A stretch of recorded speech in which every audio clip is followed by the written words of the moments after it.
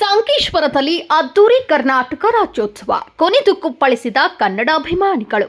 ಹೌದು, ಸಂಕೇಶ್ವರದಲ್ಲಿ ಕರ್ನಾಟಕ ರಾಜ್ಯೋತ್ಸವ ಕಾರ್ಯಕ್ರಮವು ನಿಡಸೋಸಿಯ ಶ್ರೀ ನಿಜಲಿಂಗೇಶ್ವರ ಸ್ವಾಮೀಜಿ ಅವರಿಂದ ಪೂಜೆ ಸಲ್ಲಿಸಿ ಬೆಳಿಗ್ಗೆ 10 ಗಂಟೆಗೆ ಗಾಂಧಿ ಚೌಕ್ದಿಂದ ಆರಂಭವಾದ ಮೆರವಣಿಗೆಯು ಸಂಭ್ರಮದಿಂದ ಅದ್ದೂರಿಯಾಗಿ ಜರುಗಿತು.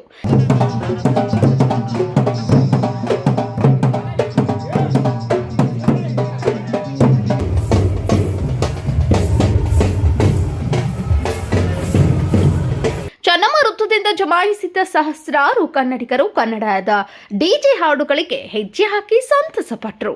ಎಲ್ಲಿ ನೋಡಿದರಲ್ಲಿ ಕನ್ನಡದ ಬಾವುಟಗಳು, ಕನ್ನಡ ಗೀತೆಗಳು, ಕೊನೆದು ಕುಪ್ಪಳಿಸಿದ ಕನ್ನಡಾಭಿಮಾನಿಗಳು, ಮುಗಿಲು ಮುಟ್ಟಿದ ಕನ್ನಡ ಪರ ಘೋಷಣೆಗಳು ಕೂಗಿ ಕನ್ನಡ ಅಭಿಮಾನ ಮೆರೆದರು.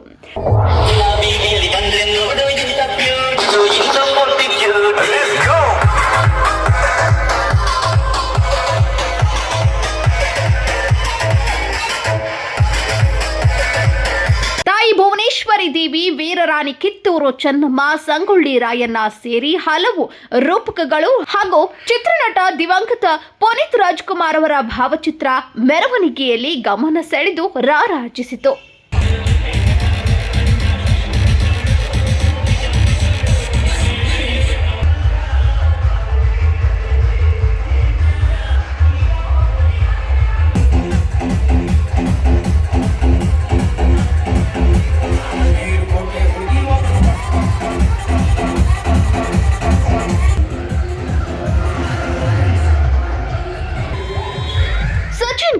KMM news Hukkeri.